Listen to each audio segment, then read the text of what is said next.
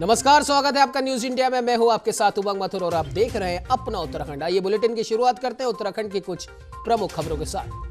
गैरसैंण में त्रिवेंद्र सरकार अपना आखिरी बजट पेश करने जा रही है और आज त्रिवेंद्र सरकार अपना 5वां बजट गैरसैंण विधानसभा में पेश करेगी, जिससे लोगों को काफी उम्मीदें हैं। तो वहीं बजट सत्र के पहले ही दिन से विपक्ष सरकार पर लगातार हमलावर है।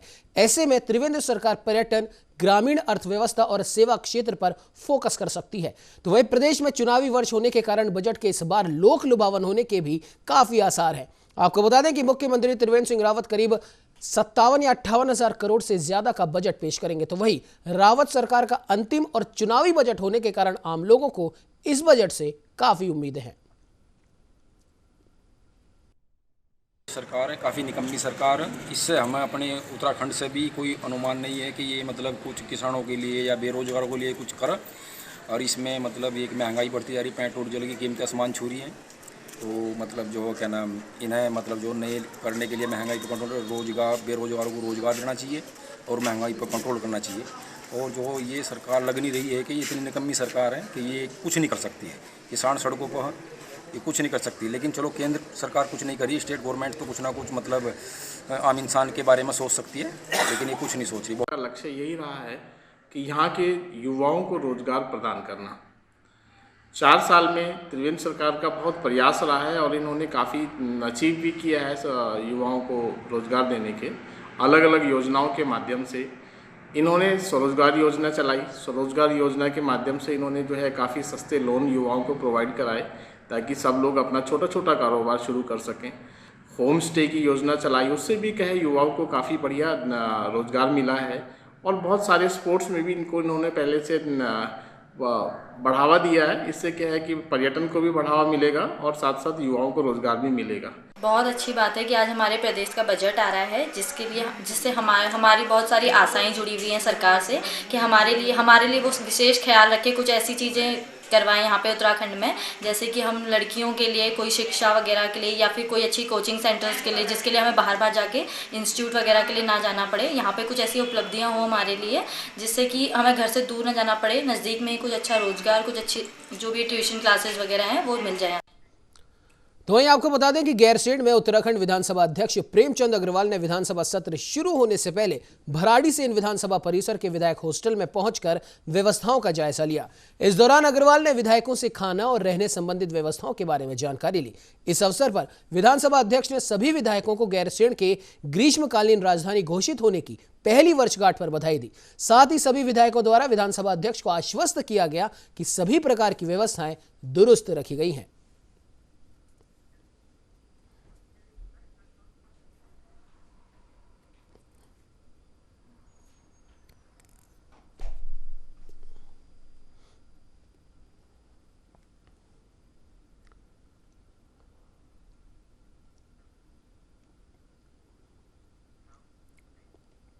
तो वहीं राजधानी देहरादून में मौसम विभाग ने उत्तरकाशी, चमोली और पिथौरागढ़ जिलों में हल्की बारिश और बर्फबारी की संभावना जताई है। प्रदेश के बाकी जिलों में मौसम शुष्क रहने के आसार हैं। तो वहीं हल्द्वानी में बुधवार को हवा के बदले रुख से लोगों को गर्मी से थोड़ी राहत मिली। आपको बता दें कि मौसम विज्ञान केंद्र के मुताबिक पश्चिमी विक्षोभ के सक्रिय होने से 7 और 8 मार्च को हल्की बारिश हो सकती है, जिससे एक बार फिर मौसम में बदलाव के साथ ही ठंड में हल्का इजाफा भी देखने को मिल सकता है।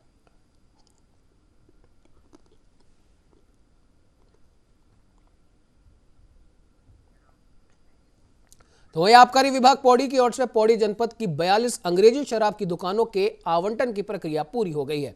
विभाग की ओर से बताया गया कि पौड़ी जनपद की सभी दुकानों को खरीद लिया गया है और अप्रैल महीने से सभी दुकानों के नए मालिक विधिवत रूप से दुकानों का संचालन भी शुरू कर देंगे। आपको बता दें कि इस बार ऑनलाइन प्रक्रिया से दुकानों का आवंटन किया गया। साथ ही जिला आबकारी अधिकारी पौड़ी के राजेंद्र लाल ने बताया कि दुकानों का आवंटन ऑनलाइन रखा गया था, जिसमें सभी लोगों ने इसके लिए आवेदन किया।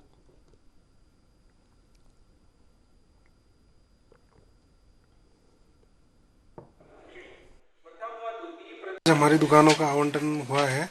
इसमें 112 करोड़ 98 लाख 86 हज़ार का राजस्व हमको मिल गया है। ये नए वित्तीय वर्ष 1 अप्रैल से चालू हो गए। जिले में तो उम्मीद है कि सारी शुरू हो जाएंगी, 42 दुकानें शुरू हो जाएंगी। तो वही गैरसैंण में विधानसभा में बजट सत्र के चौथे दिन सदन की पटल पर शाम 4 बजे बजट पेश किया जाएगा। तो वहीं दूसरी ओर बजट को लेकर पक्ष विपक्ष एक दूसरे पर बयानबाजी करते नजर आ रहे हैं। जहां सत्ता पक्ष के विधायक और मंत्री बजट को आम जनमानस के हित में बता रहे हैं, तो वहीं विपक्षी नेता बेरोजगारी और महंगाई के मुद्दे पर सरकार को घेरने का प्रयास कर रहे हैं। सरकार में उच्च शिक्षा मंत्री धन सिंह रावत ने कहा कि यह बजट महिलाओं, बुजुर्गों, युवाओं और सभी के लिए लाभकारी और कल्याणकारी होगा। साथ ही बजट सत्र के चौथे दिन सदन की कार्यवाही शुरू होने से पहले कांग्रेस के विधायक विधानसभा भवन के बाहर महंगाई और बेरोजगारी को लेकर सिलेंडर के साथ प्रदर्शन और नारेबाजी करते नजर आए। बहुत बड़ा मुद्दा है। हर घर में पढ़े लिखे बच्चे, लड़के लड़कियां हैं जिनके लिए नौकरी की कोई उम्मीद ही नहीं। जो लगे हुए हैं उनको भी तनख्वाह नहीं मिल रही। 8 महीने 10 महीने से रोडवेज के कर्मचारियों को नहीं मिली है, सरकारी नौकरों को भी नहीं मिली है। और जब कोविड लगा था, मार्च के अलावा अप्रैल मई जून की तनख्वाह नहीं मिली, तो चारों ओर निराशा है। और ऐसे समय में ये बजट पेश करके इन्होंने इनमें से किसी को भी समाहित नहीं किया है। जो मोटे मोटे आंकड़े हमारे पास हैं, अब बजट की बाकी पुस्तक मिलेगी तो पता चलेगा। पुराने कांग्रेस के समय के अधूरे कार्य, उसके लिए भी बजट नहीं है। तो ऐसी तमाम चीज़ें हैं कि जिसको हम लोग फेस कर रहे हैं। साल पहले हमारे मुख्यमंत्री जी ने गैरसैंण को ग्रीष्मकालीन राजधानी घोषित किया था और आज हमारा सरकार का इस साल का बजट आ रहा है। और मैं कह सकता हूँ कि बजट जो है महिलाओं के लिए, युवाओं के लिए, छात्रों के लिए और कर्मचारियों के लिए, सबके लिए बहुत एक रोड मैप इस बजट से आने वाला है। और जो घसारी कल्याण योजना है हमारी सरकार की, जिससे 4 लाख महिलाओं का जो है जीवन जो है बहुत अच्छा होने वाला है। इस बजट में घसारी कल्याण योजना से एक मील का पत्थर साबित होगा।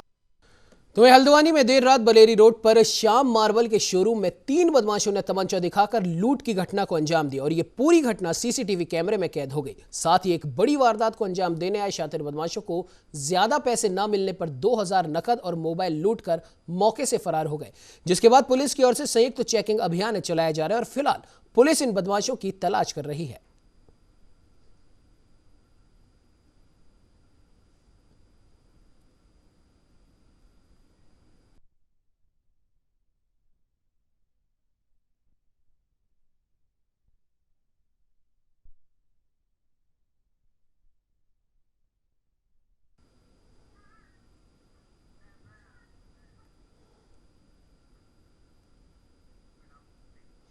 तो वहीं उत्तराखंड की धार्मिक नगरी और आस्था के केंद्र हरिद्वार में शेल्टर हाउसों को बंद करने का त्रिवेंद्र सरकार ने फैसला ले लिया है। पर्यटन मंत्री सतपाल महाराज ने इस संबंध में जानकारी देते हुए बताया कि मुख्यमंत्री ने हमारी मांग को स्वीकार कर लिया है।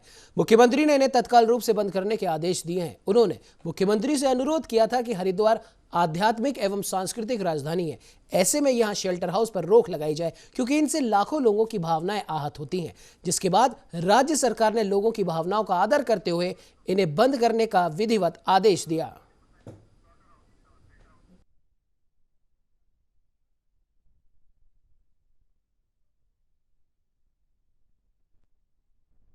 बता दें कि पर्यटन मंत्री सतपाल महाराज ने इसकी जानकारी दी और त्रिवेंद्र सरकार ने एक बड़ा फैसला लेते हुए स्लॉटर हाउस को बंद करने के आदेश तुरंत जारी कर दिए हैं। सतपाल महाराज ने कहा कि हरिद्वार एक धार्मिक और सांस्कृतिक नगरी है, ऐसे में इन स्लॉटर हाउस की वजह से यहाँ के लोगों की धार्मिक भावनाएं काफी आहत होती हैं। ऐसे में उन्होंने खुद ने मुख्यमंत्री त्रिवेंद्र रावत से इस बारे में आदेश उनसे पारित करने के लिए कहा था कि तुरंत प्रभाव से इन स्लॉटर हाउसों को बंद किया जाए। और आखिरकार पर्यटन मंत्री सतपाल महाराज और हरिद्वार के जनमानस की मांग को मानते हुए मुख्यमंत्री त्रिवेंद्र सिंह रावत ने स्लॉटर हाउस बंद करने के तुरंत आदेश जारी किए।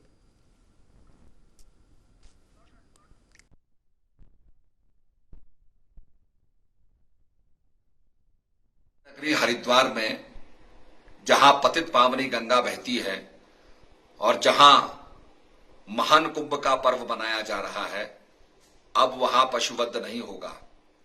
हरिद्वार में स्लॉटर हाउस बनने जा रहा था जहां लगभग 500 गायों की वध होता।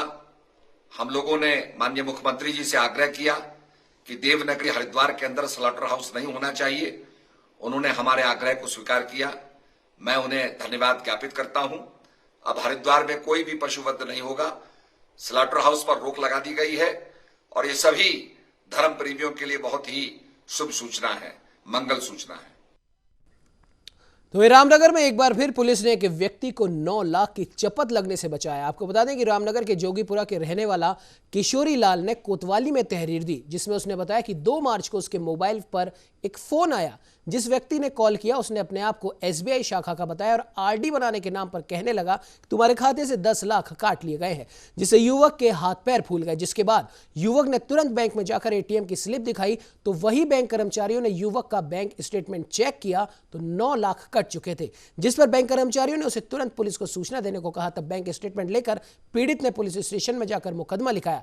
तो वहीं रामनगर पुलिस ने फौरन मुकदमा साइबर सेल को भेजा, जहां पर साइबर सेल ने तत्परता दिखाते हुए वादी के अकाउंट में 9 लाख रुपए रिकवर करवाए।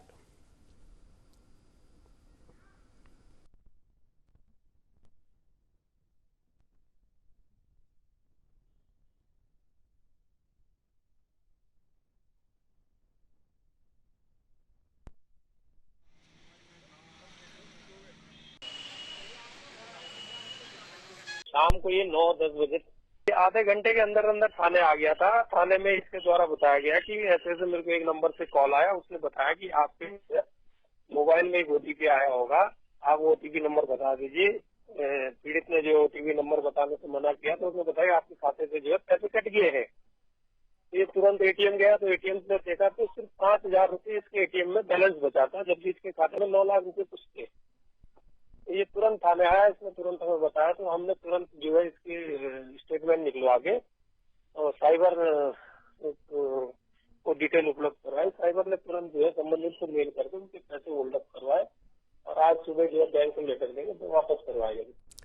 तो वहीं दिल्ली में आम आदमी पार्टी की जीत को लेकर कोटद्वार में पार्टी के कार्यकर्ताओं ने स्थानीय झंडा चौक पर एकत्रित होकर एक दूसरे को मिठाई खिलाकर खुशी जाहिर की। तो वहीं प्रदेश प्रवक्ता अरविंद वर्मा ने कहा कि जिस तरीके से दिल्ली में आए दिन विकास के कार्य किए जा रहे हैं और आप हर जगह जीत रहे हैं, तो वैसे ही आम आदमी पार्टी आने वाले 2022 के विधानसभा चुनाव में उत्तराखंड में भी विजयी होगी।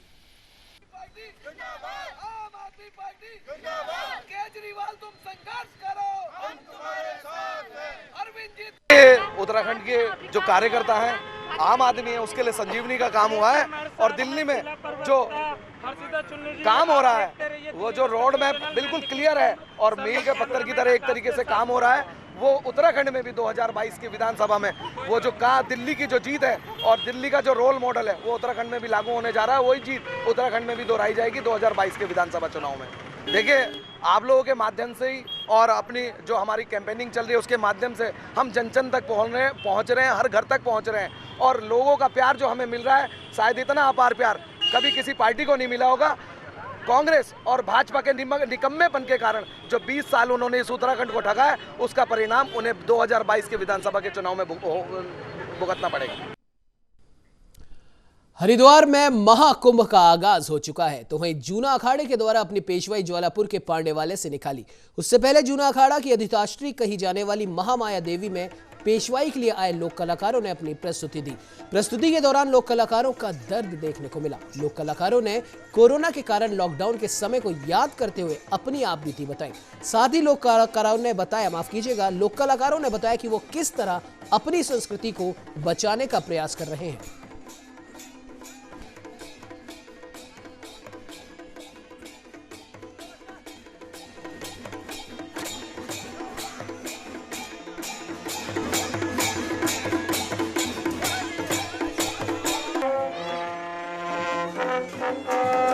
कल्चर को आगे बढ़ाने के लिए कई प्रयास करते हैं। हम सांस्कृतिक कला केंद्र तरफ से भी जाते हैं और शादी ब्याह पार्टी में भी जाते रहते हैं। हमारा ये नृत्य आगे बढ़ने का हम काफ़ी प्रयास करते हैं सर। इसको हम बचाने की काफ़ी कोशिश में लगे हैं सर। हमारा नृत्य डांस है, छौलिया नृत्य है और क्या कहते हैं मार काट भी करते हैं हल्का, ये अपना ये जो ये संस्कृति के साथ और बाकी अपना कल्चर है सर, उसको आगे बढ़ाते हैं। मुझे यहाँ हमारे देवभूमि उत्तराखंड में बुला रखा है, हमारी छोलिया टीम को बहुत अच्छा लगा। देखिए, आज जो है हमारे उत्तराखंड की संस्कृति विलुप्त तो होती जा रही है, तो इसलिए हमें संत समाज से भी बहुत ज़्यादा सपोर्ट मिल रहा है और देश विदेश में हमें बुला रहे हैं और आज हमारी छोलिया टीम और ढोल दमाऊ टीम बहुत आगे बढ़ रही है और हमें भी अच्छा लग रहा है कि लॉकडाउन में हम लोगों को एक काम की आस लग रही है, नहीं तो कलाकारों को बहुत दिक्कत हो रही थी। हर वाद्य यंत्र हमारे पास मौजूद हैं, जितने विलुप्त होती हुई चीज़ें हैं हम समेट के, और एक छोटी मोटी संस्था हमने दिल्ली में बना रखी है और सबको समेटे हुए लेके चल।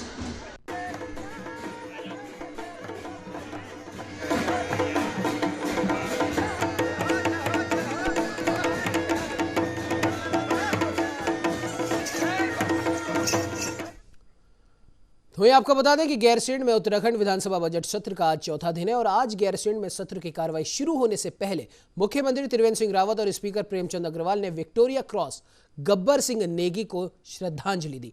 आपको बता दें कि उत्तराखंड निवासी 1895 में जन्मे गब्बर सिंह नेगी प्रथम विश्व युद्ध लड़े थे। अंग्रेजी शासनकाल में गब्बर सिंह नेगी को विक्टोरिया क्रॉस से सम्मानित किया गया था और आज मुख्यमंत्री त्रिवेंद्र सिंह रावत और स्पीकर विधानसभा ने गब्बर सिंह को श्रद्धांजलि अर्पित की।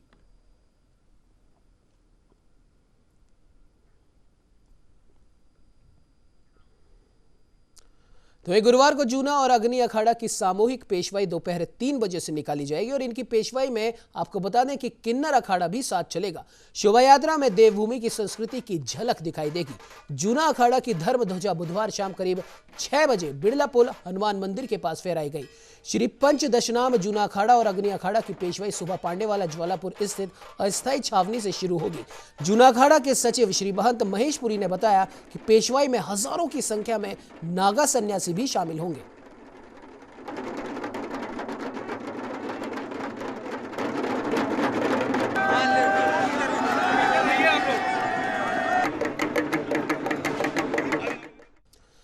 तो उत्तराखंड की ग्रीष्मकालीन राजधानी गैरसैंण की आज पहली वर्षगांठ है। आज ही के दिन सत्र के दौरान मुख्यमंत्री त्रिवेंद्र सिंह रावत ने ऐतिहासिक फैसला लेते हुए गैरसैंण को उत्तराखंड की ग्रीष्मकालीन राजधानी के रूप में घोषित किया था।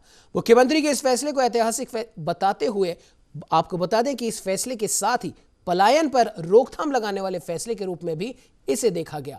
ग्रीष्मकालीन राजधानी की वर्षगांठ की सभी प्रदेशवासियों को शुभकामनाएं देते हुए राज्य मंत्री रेखा आर्य ने कहा कि गैरसैंण को राजधानी घोषित करना मुख्यमंत्री त्रिवेंद्र सिंह रावत का ऐतिहासिक फैसला रहा और इस फैसले के बाद से गैरसैंण को सरकार की तरफ से कई सौगातें दी गई।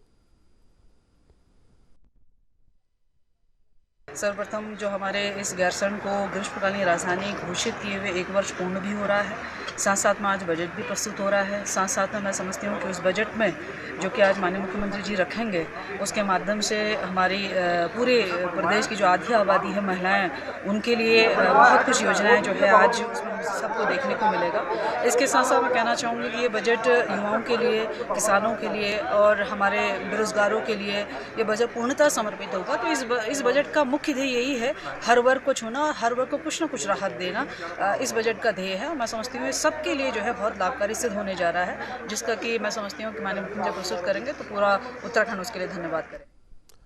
तो उत्तराखंड को पौड़ी में अनुसूचित जाति के युवा प्रकोष्ठ के सदस्यों ने सोशल मीडिया पर अभद्र व्यवहार और जाति सूचक शब्दों के प्रयोग किए जाने पर एसएसपी से मुलाकात कर ज्ञापन सौंपा। आपको बता दें कि पैठणी फेसबुक पेज पर 2 व्यक्तियों द्वारा एक पोस्ट पर अभद्र व्यवहार और जाति सूचक शब्दों का प्रयोग किया गया, जिसे लेकर अनुसूचित जाति और जनजाति युवा प्रकोष्ठ के पदाधिकारियों में भारी रोष व्याप्त है। इस बात को लेकर प्रतिनिधिमंडल ने एसएसपी को ज्ञापन भी दिया, जिस पर एसएसपी पी रेणुका देवी ने थानाध्यक्ष को त्वरित कार्रवाई के निर्देश दिए। आप लोगों को पता है कि दिनांक 26 तारीख को पैठानी फेसबुक पेज पर एक टिप्पणी डाली गई थी, जिस पे कुछ तथाकथित समाज के लोगों ने बहुजन समाज के लोगों के ऊपर आघात किया है और जाति सूचक शब्दों का इस्तेमाल किया है। इसी प्रकरण पे हमारी पूरी उत्तराखंड युवा प्रकोष्ठ की टीम वरिष्ठ पुलिस अधीक्षक महोदय से अनुरोध किया है कि इन प्रकार के लोगों के ऊपर कार्रवाई की जाए, जिससे कि आने वाले समाज को एक संदेश मिल सके कि स्वतंत्र भारत में इस प्रकार की गतिविधियां सहनीय नहीं है और हम पूरा समाज इस सभी बातों को नज़रअंदाज करता है। प्रार्थना पत्र दिया गया था, वे मिलने के लिए आया था। उनकी कोई भी फेसबुक पेज पे ये पैठानी फेसबुक कोई बता रहे थे, सो उसमें कोई भी जाति शब्द का कोई भी उन्होंने यूज़ किया है करके, सो उसमें मैंने इंस्पेक्टर पौड़ी को निर्देशित किया गया है तुरंत ही उसमें आप लोग उसमें एफआईआर दर्ज करने के। तो ये हरिद्वार के ज्वालापुर कोतवाली क्षेत्र के सुभाष नगर गली नंबर 6 में एक नवजात बच्चे का शव मिलने से हड़कंप मच गया, जिससे स्थानीय लोग भी काफी परेशान हैं। आपको बता दें कि इसकी जानकारी स्थानीय लोगों की ओर से ही पुलिस को दी गई। मौके पर पहुंची पुलिस ने शव की शिनाख्त करने की कोशिश की, लेकिन अभी तक कोई सफलता हासिल नहीं हो पाई। तो वही पुलिस ने नवजात के शव को जिला चिकित्सालय की मोर्चरी में भिजवा दिया है। तो वही एसपी सिटी ने मृतक नवजात बच्चे के मिलने की पुष्टि करते हुए बताया कि पुलिस को सुभाष नगर के गली नंबर 6 में नवजात शिशु का शव मिला, जिसको फिलहाल मोर्चरी में रखवा दिया गया है और आगे की कानूनी प्रक्रिया की जा रही है। देखिए, ये कोतवाली ज्वालापुर को सूचना मिली थी कि एक नवजात शिशु जो मृत अवस्था में है वो पाया गया है। तो अभी उसका पता लगाया जा रहा है कि वो क्या है उसमें, और तो उसकी बॉडी को हम हॉस्पिटल में भिजवा दिया गया है। तो उसको चेक करवाया जा रहा है। जैसे जैसे भी इसमें फैक्ट्स आएंगे उसी के अनुसार फिर कार्रवाई की जाएगी। ये कुछ आए हैं इस तरह से इंसिडेंट्स, ऐसे प्रकरण सामने आए हैं, तो उसके पुलिस के जितना भी हमसे कार्रवाई हो पाती है हम उसको कार्रवाई कर रहे हैं। और इसमें लोगों से भी अपील करने की आवश्यकता है कि वो भी थोड़ा सा इन सब चीज़ों का ध्यान रखें। मेनली सोसाइटी पे डिपेंड करेगा ये सारी चीज़ें। बाकी जो भी हमारी तरफ से अंतर्गत कार्रवाई है पुलिस के द्वारा, वो हम इसमें वैधानिक कार्रवाई किया जा रहा है। तो वहीं उत्तराखंड की धार्मिक नगरी और आस्था के केंद्र हरिद्वार में स्लॉटर हाउस को बंद करने का त्रिवेंद्र सरकार ने फैसला लिया है। पर्यटन मंत्री सतपाल महाराज ने इस संबंध में जानकारी देते हुए बताया कि मुख्यमंत्री ने हमारी मांग को स्वीकार कर लिया है। मुख्यमंत्री ने इन्हें तत्काल रूप से बंद करने के आदेश भी दिए हैं। उन्होंने कहा कि मुख्यमंत्री से हमने अनुरोध किया था कि हरिद्वार आध्यात्मिक एवं सांस्कृतिक राजधानी है, ऐसे में यहां पर स्लॉटर हाउस पर रोक लगाई जानी चाहिए, क्योंकि इनसे लाखों लोगों की भावनाएं आहत होती हैं। जिसके बाद राज्य सरकार ने लोगों की भावनाओं का आदर करते हुए इन्हें तत्काल बंद करने का विधिवत आदेश दिया।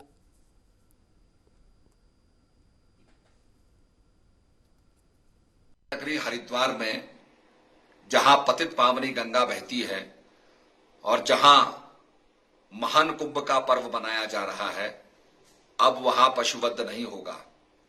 हरिद्वार में स्लॉटर हाउस बनने जा रहा था, जहां लगभग 500 गायों की वध होता।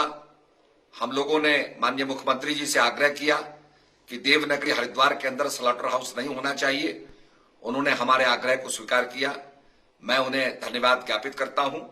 अब हरिद्वार में कोई भी पशुवध नहीं होगा। स्लॉटर हाउस पर रोक लगा दी गई है और ये सभी धर्म प्रेमियों के लिए बहुत ही शुभ सूचना है, मंगल सूचना है। इस बुलेटिन में फिलहाल इतना ही। देश दुनिया की तमाम खबरों को जानने के लिए आप बने रहिए हमारे साथ और देखते रहिए न्यूज़ इंडिया।